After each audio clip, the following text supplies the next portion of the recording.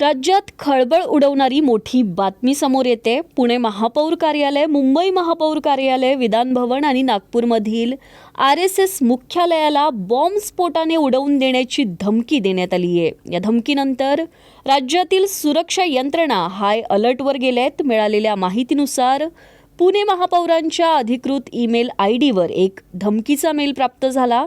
या मेलमध्ये पुणे महापौर कार्यालयासह विधान भवन, नागपूरमधील काही महत्त्वाची ठिकाणे आणि RSS मुख्यालयाला लक्ष्य करण्याचा दावा करण्यात आलाय.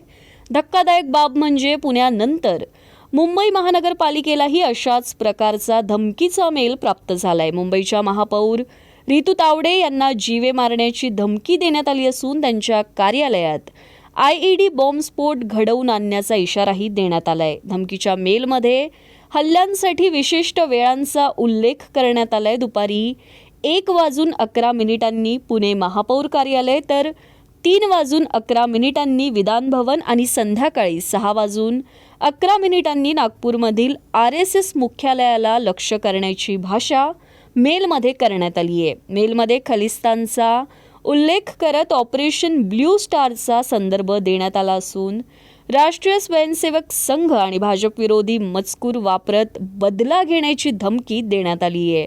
दरम्यान हा ईमेल मिळताच पोलीस, बॉम्ब शोधक आणि नाशक पथक, दहशतवाद विरोधी पथक आणि सायबर विभागाने तपास सुरू केलाय. संबंधित परिसरात सुरक्षा व्यवस्था वाढवण्यात आली असून सध्या कोणतीही संशयास्पद वस्तू आढळलेली नाहीये. मात्र या धमकीमागे नेमकं कोण आहे? हा ईमेल खरा आहे की केवळ दहशत निर्माण करण्याचा प्रयत्न, याचा शोध सुरक्षा यंत्रणा घेते. राज्यभर या घटनेची जोरदार चर्चा सुरू असून तपासाकडे सर्वांचं लक्ष लागलंय.